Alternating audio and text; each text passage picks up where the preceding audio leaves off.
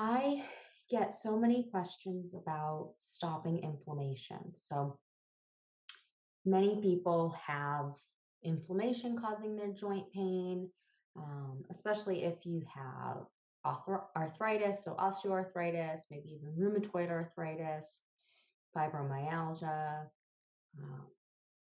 um, and so many other things, plantar fasciitis, specific diagnoses, things like that. So I get a lot of questions about how to stop arthritis. And so, of course, you can do pills and injections and things like that. You can take supplements. The thing that I find the most helpful is to prevent the inflammation from coming on in the first place.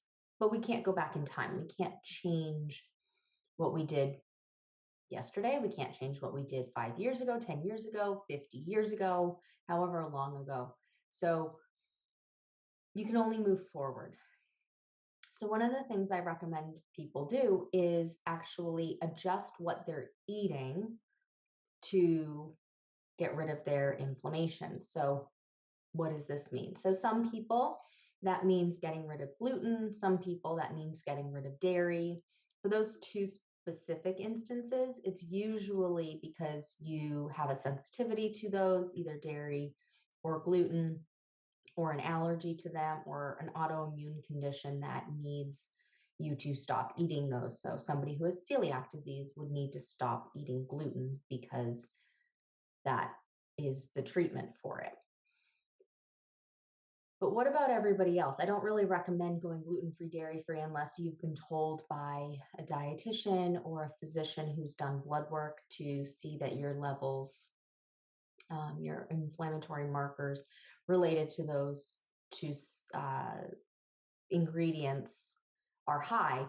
So, what else can you do? I recommend eliminating at first your refined sugar intake. Does this mean that you'll have to be off of sugar forever? Maybe not, but maybe yes. The only way to find out is by going off of refined sugar completely and then adding it back in later. So I recommend going off of it for 30 days, so a month to 6 weeks. And then if you think you want to add it back in, you can add it back in after the 6 week time frame. And so that's my recommendation, is to go off of the sugar and stop the inflammation that's happening now. And then that will also prevent it from coming back. It's not that sugar is a problem in itself, it's the amount of sugar we eat now. The sugar's just in everything. I've talked about it a lot, and I will continue talking about it. How it's hidden in everything. It's in your ketchup, and it's in your canned enchilada sauce. It's in, obviously, cookies, candies, ice cream, things like that.